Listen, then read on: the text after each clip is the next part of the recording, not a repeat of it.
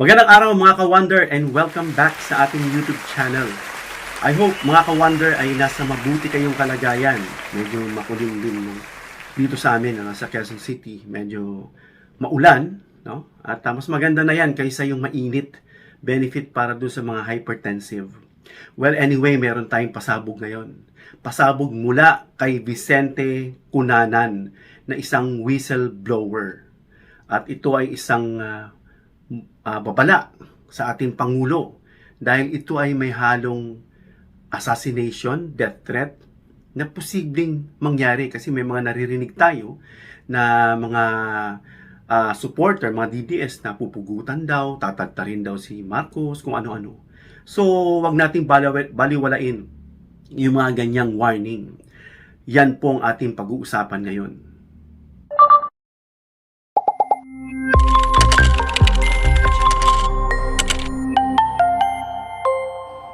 Wonder Vlogcaster. So yun nga mga ka-Wonder, no? Pag-usapan natin itong sinabi ni Vicente Cunanan, aka Mami Pebbles or Pebbles Talakera sa kanya pong channel. Para dun sa hindi nakakaalam, itong si Mami Pebbles ay isang, kung di ako nagkakamali, Marcos supporter siya noon. At sumuporta siya sa panahon ni Duterte dahil of course si Duterte ang president that time. At ngayon, namulat siya dahil nakita niya yung mga gawain. And in fact, etong si Mami Pebbles ay humarap sa Senado bilang witness o bilang resource person. At isiniwalat niya yung kanyang nalalaman, itinaya niya yung kanyang buhay. At ito nga ngayon, meron siyang pasabog ulit na dapat seryosohin ng ating Pangulo. Well, ito po'y galing sa kanya pong insider doon sa kampo ni Sara na hindi niya babanggitin, of course. At yun mismo ang direktang nagbibigay sa kanya ng impormasyon. Pakinggan natin mga ka-Wonder. Nainip kayo sa part 4, no? Medyo nagpahinga lang tayo, saka konting research. Actually, may gusto akong pasabugin kasi may dinagdag eh. Pero, wag na muna. So, ayun na nga na stop tayo dun sa... Ako kasi yung unang... Hindi ko alam kasi hindi ko naman nababasa sa iba.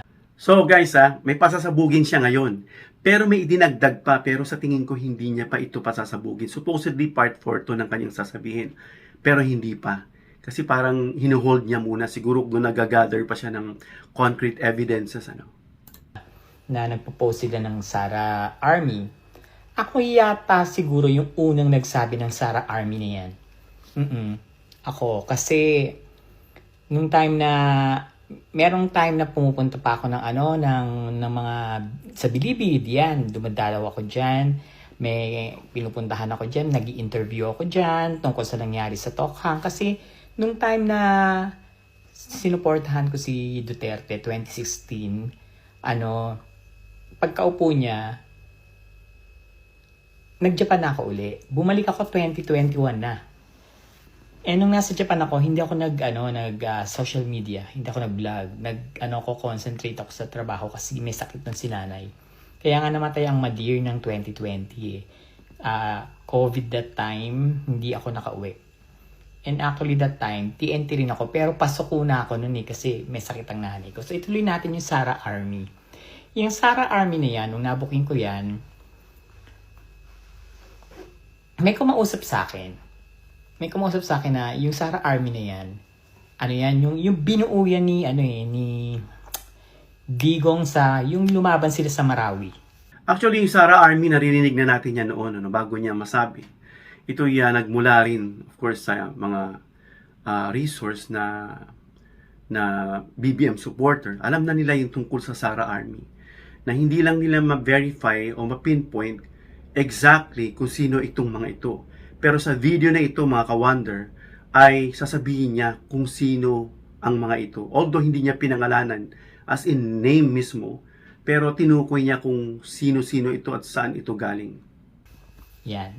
Yung karamihan doon sa Sara Arby sa ngayon ay galing doon sa yung mga lumaban sa Marawi.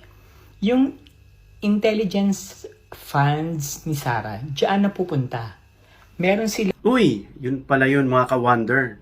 Kaya pala hindi niya ma-disclose, kaya nga sinasabi niya confidential, dahil hindi nga dapat ipaalam, dito niya pala binibigay, no? Sa mga Sara Army niya, na siyang prepare sa kanya ng kanyang ama, no?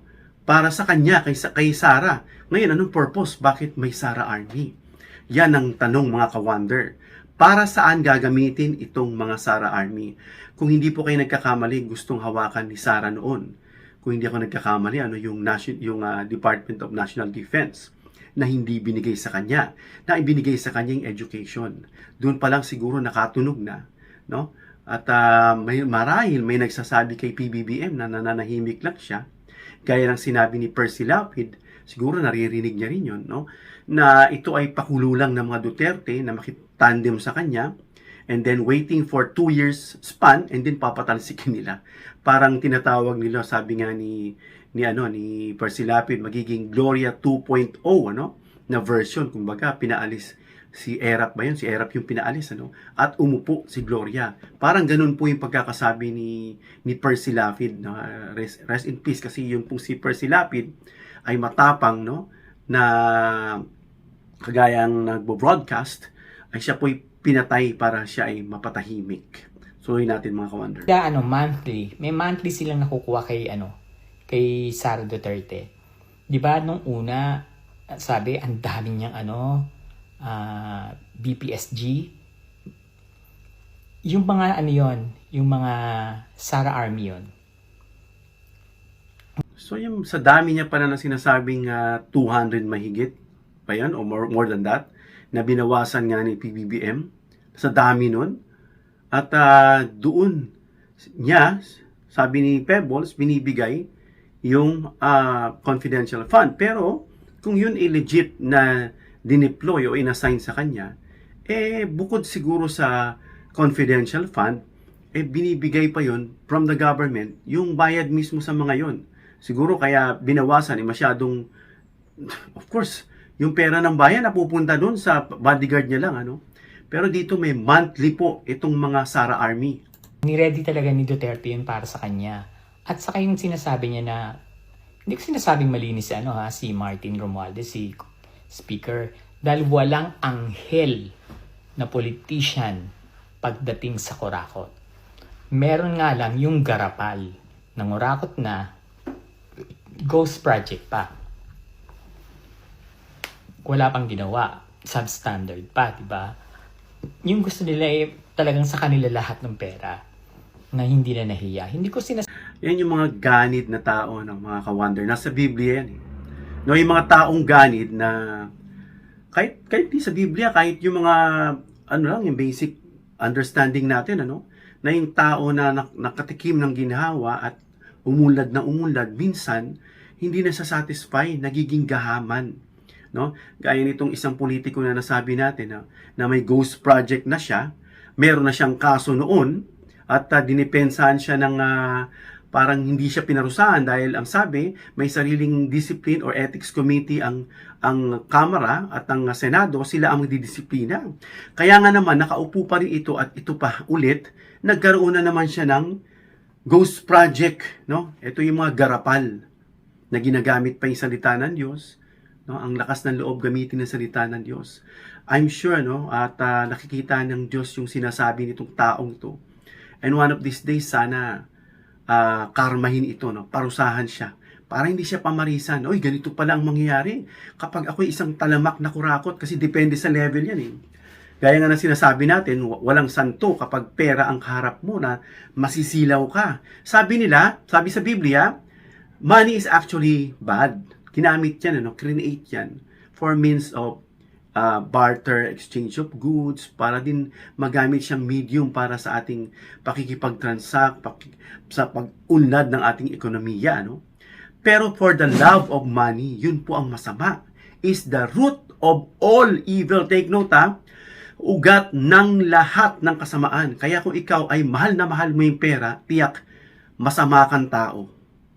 Sabi na malinis sa mga Marcos, pare-pareho yan. Pare-parehong silang may bahid lahat. Mas kayo, mga Duterte, mas makasalanan pa nga kayo dahil pumapatay kayo ng tao Yung Sara Army na yan, binuo yan talaga. Para ano? Para planuhin talaga itong planado to. Yung pagpapatalsik kay BBM. Totoo yun. Nabuking ni Speaker Martin yung gusto ni Gloria. Tapos kasama dyan sa plano si Chavit. Kung anong ginawa kay Erap. Kaya pala si Gloria inalis bilang ano ba yung posisyon ni Gloria nun? Sa Kongreso, inalis siya sa posisyon na yun eh. Kasi naamoy ni Speaker yung kanyang plano na naudlot, no? Ito si Gloria kasi pinakulong yan at pinalaya ni Duterte. Pinalaya siya ni Duterte kaya ang laki ng utang na loob niya kay Duterte. Kaya nga naman, ganyan siya ka-desidido na kampihan ito, no? Itong si Sara. Yun din ang gagawin. Yung ginagawa nila ngayon. Kaso nga lang, hindi na nga kasi uso. So, tapos na dakit pa yung tatay, nadala pa sa ICC. And hindi nila sinabi na nung time na lumindol, yun yung talagang eksaktong date na sasabihin na hindi maaprubahan ng interim release. Yun yung date na yun, kaya sumbabog si Pulong. Ang unang plano dyan. Alam nyo guys, kaya gigil na gigil silang ma-interim o makalabas si Duterte. In fact, kung hindi na ICC si Duterte, tagilid po. Yun pong sinasabi ng mga naririnig natin. Na-analyze nila na tagilid si BBM. Kasi gagawa ng paraan itong si Duterte, sabi ng mga naririnig natin. Ito palagay-palagay lang. Pero may posibilidad ito. Nabuti na lang, nasa ICC na si Duterte, yung tatay. Kung hindi, sabi nga nila, tactician, master o grandmaster o whatsoever tinawag nila, kaya sila, ang impluensya nila is medyo nabawasan, ng hina sila. Kaya naman, gustong-gusto nilang palabasin si Duterte. Pero nabasa ng ICC na may kamandag pa rin. No? Etong si Duterte, yung dating Pangulo, kaya hindi siya pinapayagan kasi may sinabi na statement si Duterte, kung hindi ako nagkakamali, na sabi niya na hindi niya pagsisisihan at gagawin niya pa rin yung ginawa niya. So from there, nakita ng ICC na this is a danger. Kaya hindi nila pinayagan yung interim release na kinagalit nitong si Pulong. Pabababain lang ang presidente, manggugulo araw-araw hanggang sa mapagod ang presidente, mag-resign na siya. Hindi nga e-effect yun. Kasi wala nang ang DDS. Pero ang ginawa ni Pulong, pinago niya. Yung unang nakarating sa akin, sabi ni Charlie, yung unang sinabi ko yun. Tapos yung pangalawang nakarating, nabago na. Si Pulong pumunta sa mga, hindi siya umuwi agad. Alam ko hindi pa yata umuwi yan eh. Pinuntahan niya yung mga bangko kung saan nakadeposit yung pera nila. At yung mga golds, marami silang gold. Napakarami. Natatandaan, tinanim nila yan sa ilalim ng simbahan ng KOJC. Natatandaan niyo yung nagbubungkal may na-detect si General Torre na umilaw yung detector na may na-detect na bakal. Tapos hinukay nila ng malalim, di ba? Konti na lang makikita na yung mga gold na tinago ni Digong. Pinalabas niya ngayon si Kibuloy para sumuko. Totoo yan. Totoo yan kasi isang DDS ang nagsabi sa akin yan. Very close to them. Grabe. Saan kaya galing yung gold na yun, mga ka-wonder? Sabi niya, napakarami nilang gold. Ang tanong, saan galing yung gold na yun? Baka mamaya pinakialaman nila. Hindi ko, ito opinion lang yung gold na naka-reserve dito sa atin. Nakabaon sa ilalim yung sinasabing gold na muntik nang mahukay. Kaya pinalabas na lang nila itong si Kibuloy kaysa matrace yung gold. Ang tanong, nasa na kaya yung gold? Yeah. Hindi ko nilang sasabihin kasi kaibigan ko yun. And I don't burn bridge pagdating sa ganyan. Kasi pagtapos nito, lahat naman yan, hindi naman tayo aalalahanin yan. Diba? Pero kasi sa akin, mas gustuin ko ng umupo si BBM kaysa kay Sara. Ano yun? Gaguhan lang? Maliligtas yung mga magnanakaw? Kaya nga sabi ko sa inyo, huwag kayong magpagamit. So, balik tayo sa na iba na uli. Alam niyo kung ano na. Mga professional suicide bomber na ang kinuha nila. Ito na yung sinabi niya. Siguro sinabi niya na kanina yung naiba na ulit. So ito yung sinasabi natin mga ka-wonder na danger. Na dapat maging seryoso si PBBM dito. Imagine si Trump, nung nagsalita siya, kung hindi siya lumingon, no? Sapul siya sa ulo kasi lumingon siya, nadaplisan yung tenga niya. At talagang kumilos si Lord doon, pinotektahan si Trump. Doon na enlighten siya, no? At naging change person siya kung mapapansin niyo si Trump. No? Tinamaan siya rito. At yung isa niyang promoter, yung isa niyang ally, na si Charlie Kirk naman, pinatay din. No? Talagang yun, hindi na talaga nakaligtas. So itong mga plot na ito, no? Doon nga, wala sigurong warning No? Walang pinapasino. The most powerful man in the world na yan, itong American president. Kaya dapat pansinin ni PBBM yan before maging too late ang lahat, mga ka-wonder. Yung mga kaibigan ng tatay nila. Kaibigan din Duterte, yung mga ginagamit niya dati na nagsusunog. Yung mga nagsusunog ng lupa, ng mga magsasaka, pag nagla-land grabbing siya. Mga Muslim yun. Yun ang kinuha nila. Yun yung mga ready mamatay. Wala silang pakialam. Basta sila pwede mo silang i-hire. Mamatay sila o mabuhay sila. Wala silang pakialam basta may bayad. Professional na kinuha nila. Yung mga napapanood natin, mga terrorist, mga ka-wonder dun sa mga movie, totoo po yan. Meron sila kasi sa, if I'm not mistaken, no, yung pagpatay sa certain tao, hindi ko sure ayoko mag-conclude, parang mag-glorify pa sila. No? Kaya yung bago sila magpakamatay, mag-suicide, na lalagay sila ng Valium sa katawan, ang danger pa niya, pupunta ron mismo sa kung saan malapit si PBBM at magpasabog, sumisigaw pa yan. No? Nakita naman natin sa movie, sumisigaw yan ng Allahu Akbar, no? Mga ganun sila. No? So, ito po yung mga suicide bomber na talagang totoo po yan. No? May mga research po dyan, documented po dyan, no, ng mga nangyayari noong araw, kahit sa movie, pinapakita dyan na ito po ay posible na nangyayari itong mga suicide bombers. Kaya dapat mag-iingat lagi at pag-ingatan lagi ng mga nagbabantay kay BBM na talagang yung security niya sa kanang niya ng pamilya niya. At maganda tong nag-iingay tayo kasi magiging malaking gulo to. Sobrang malaking gulo. At dapat mag-ingay tayo na, ako nag-iingay ako talaga, wala akong pakialam kahit hinahanap nila ako. Kahit na ako lang yung vlogger na nag-iingay. Tumatapang to si Pebbles Talakera, humarap to sa Senado. Talagang binulalas niya. At wala siya pakialam. Ngayon, nagtatago siya kasi doon sa una nating vlog, parang pinahahunting siya. Sabi niya, pinahahunting siya ni Chavit. Kasi binisto niya si Chavit tungkol doon sa Metro Walk, yung kinatatayuan ng kanyang building, hinahanap, ilabas daw yung dokumento, At pangalawa, pinahanap daw siya ni Sara. So talagang nanganganib ang buhay nitong si Pebbles. At handa sila mag-ingay para sa kaligtasan o sa ikauunla o sa ikapoprotekta, security ng ating bansa. Alam niyo kung may mangyari kay PBBM, mga ka-wonder, ang laking gulo niyan, no?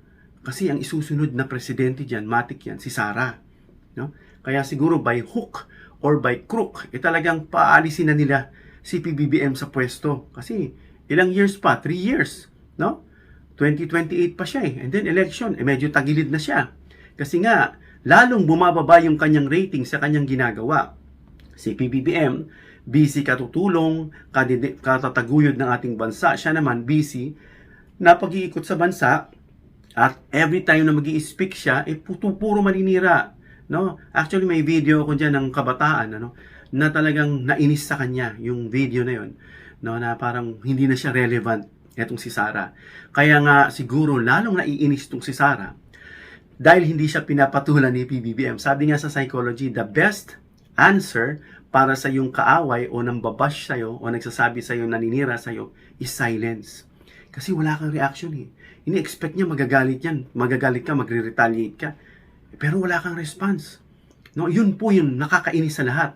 So yun po yung ginagawa sa kanya ni PBBM. Parang nobody siya, irrelevant siya. Basta kami kikilos, nandyan ka lang, whatever, kung anong gawin mo, bahala ka sa buhay mo. Parang hindi ka kasama sa pag-angat ng bagong Pilipinas. Na nag-booking sa kanila kasi naiintindihan ko lahat ng ka-BBM vloggers ko. Naiintindihan ko sila kasi nasa Pilipinas sila eh. Madali silang makita eh. Diba? Ako nga, wala ako sa Pilipinas. Na-trace nila ako, diba? Pero hindi nila ako pwedeng galawin dito. Mapapahiya ka. Sarah, Promise, and Amy, pag ako pinagalaw niyo. Mapapahiya kayong dalawa. Nasaan kaya si Mami Pebbles? Hindi ko gustong alamin ha, kasi baka matrace siya. Pero ang sabi niya, pag pinahanap siya at pinagalaw, mapapahiya ka o kayo. Siguro napakalakas ng kanyang fortress na kung saan doon siya nagtatago.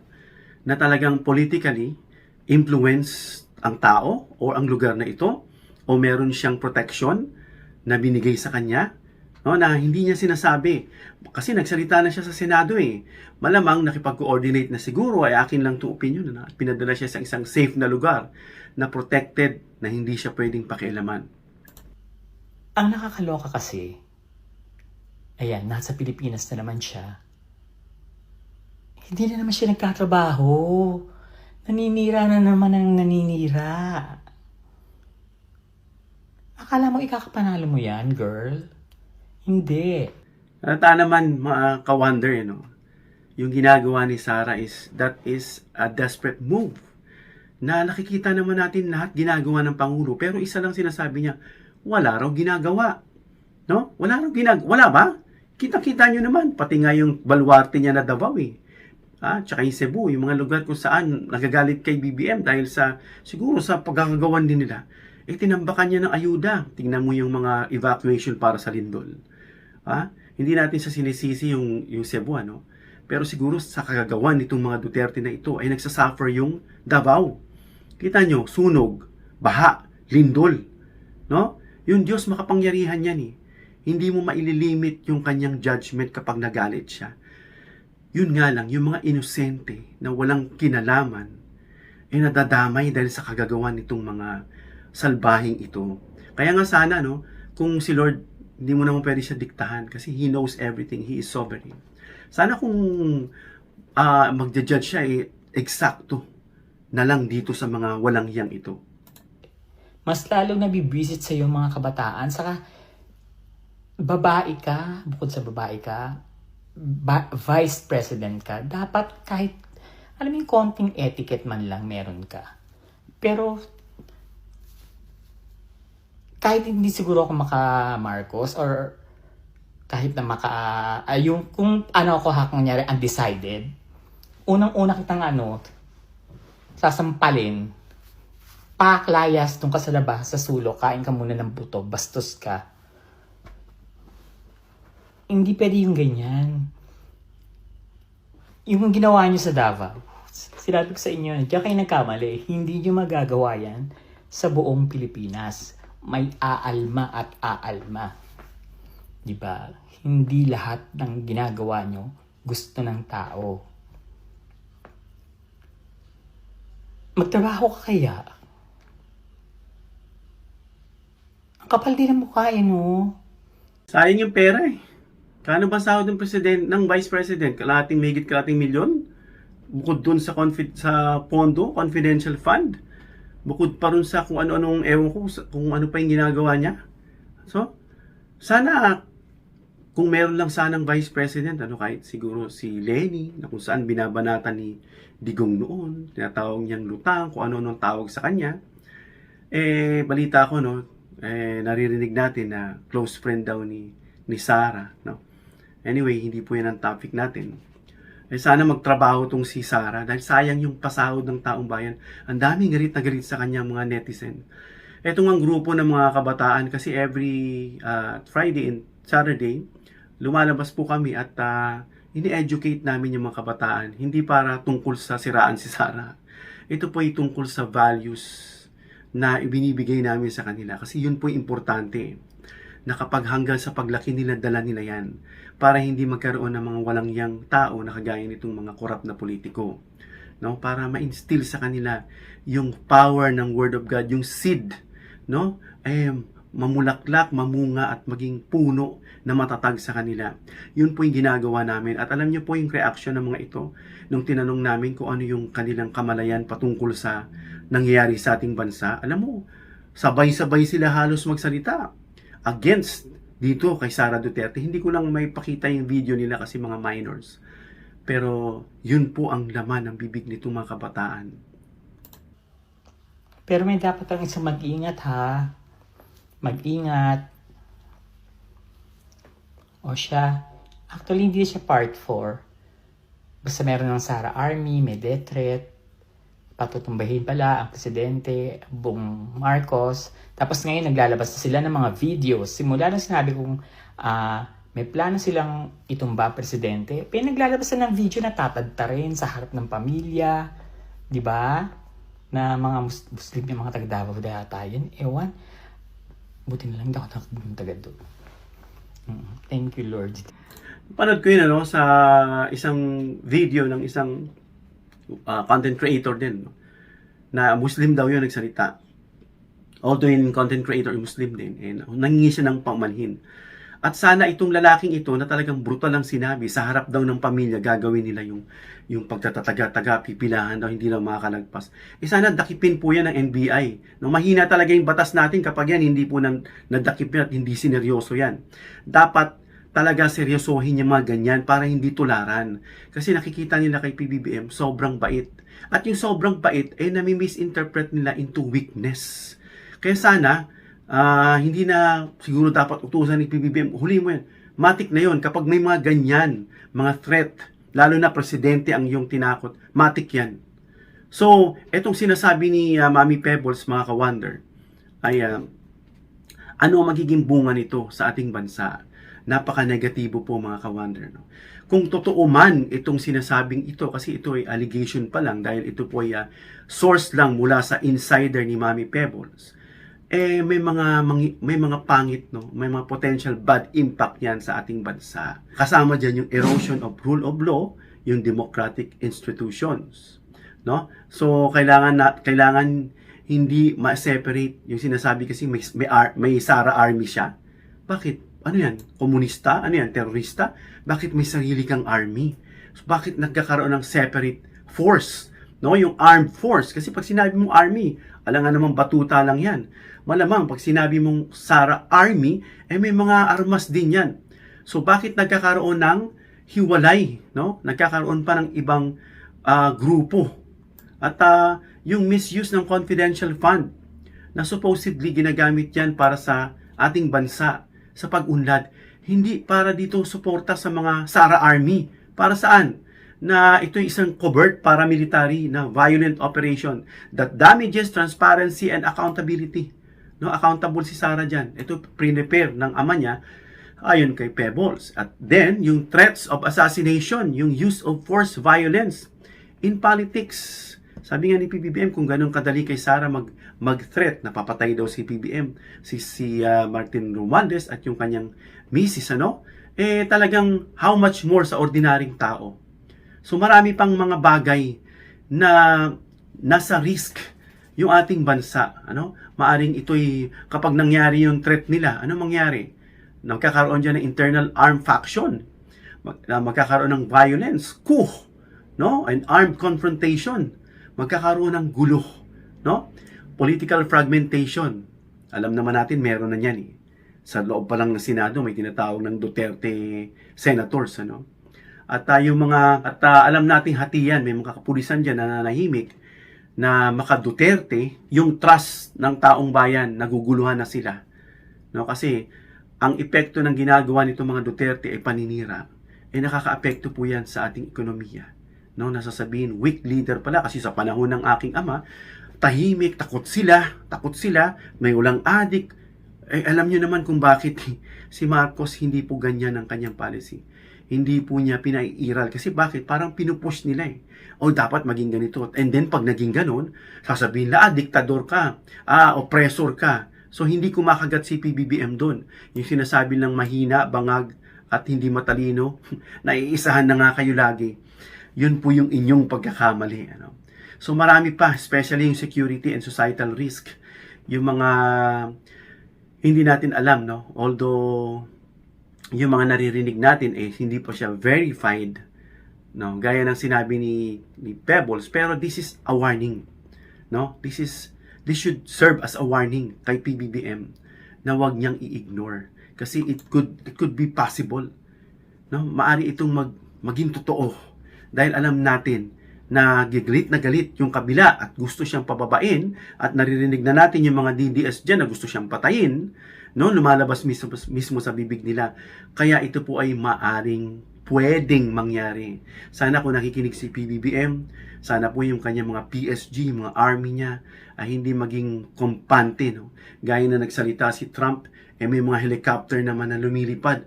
Bakit hindi ba nila nakita yung sniper dun sa bubong? No? May sniper din naman yata sila sa bubong. May helicopter naglilipad. Hindi ba nila nakita yon? At i-determine nila yung long range ng capacity nung sniper kung gaano kalayo yung range na pwedeng abutin.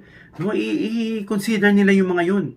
Yung mga tao, bakuran nila, lalo na dito sa suicide bomber na lalapit yan. No? And then certain perimeter na kayang apektuhan o abutin yung Pangulo, dapat binabakuran na nila, hanggang dyan lang yan. May barricade na dyan. Ito yung Pangulo, may mga pulis dyan na nakapaligid, may bakal dyan, may mga tao doon, malayo, no? At may mga media dyan, may mga pulis din doon, na talagang malayo, na hindi makakapasok itong mga suicide bomber, at talagang i-check lahat.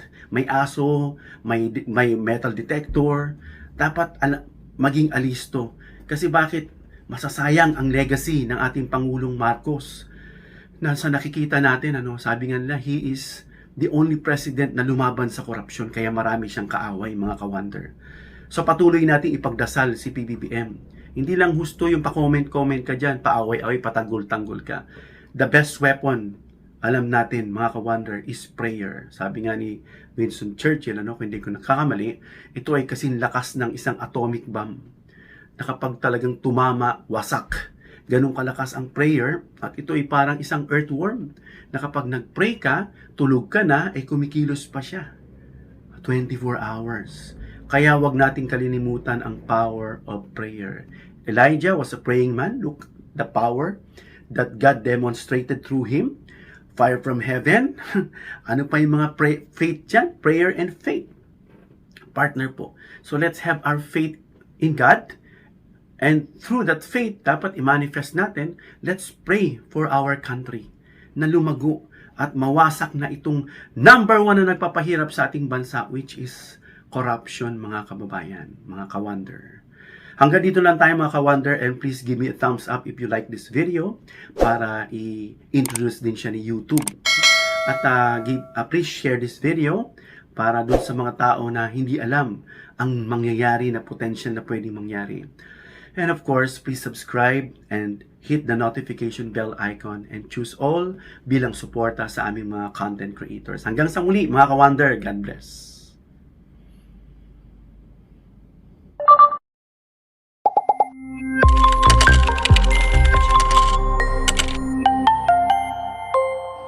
Wonder Vlogcaster.